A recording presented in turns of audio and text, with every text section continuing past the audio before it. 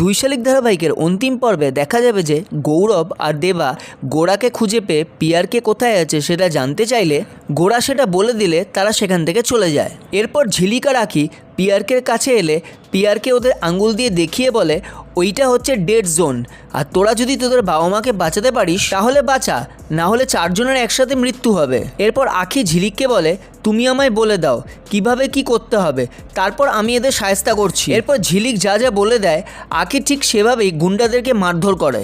এরপর হঠাৎই ঝিলিকের labour pain উঠলে গৌরব আর দেবা তখন সেখানে আসে। গৌরব ঝিলিককে বলে আমি তোমায় হসপিটালে নিয়ে যাব।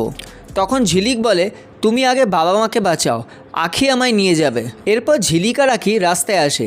ঝিলিক বলে আমি হসপিটালে যাব না, আমায় মায়ের কাছে নিয়ে চল। তারপর আঁখি একটা ঠেলাগাড়ি করে ঝিলিককে নিয়ে যায়। এরপর গৌরব আর দেবা পিয়ারকে দলের গুন্ডাদের খুব মারধর করে আর তারপর অনিমেষবাবু আর তার স্ত্রীকে বাঁচায়। এরপর কালু গৌরবকে গুলি করতে গেলে পিয়ারকে সেটা দেখে ফেলে আর গৌরবকে বাঁচাতে পিয়ারকে সামনে চলে এলে গুলিটা পিয়ারকে লেগে যায়। এরপর আঁখি ঝিলিককে নিয়ে বস্তিতে এলে পুষ্পা ডেলিভারির জন্য সমস্ত জিনিসপত্রের জোগাড়জান্তি করে। এরপর ঝিলিকের দুটো যমজ সন্তান হয় আর সেটা দেখে সবাই খুশিতে ফেটে পড়ে। এরপর গৌরব ঝিলিকের কাছে গিয়ে বলে আমি যা চেয়েছি তুমি আমায় তার দ্বিগুণ দিয়েছো, আমি খুব খুশি।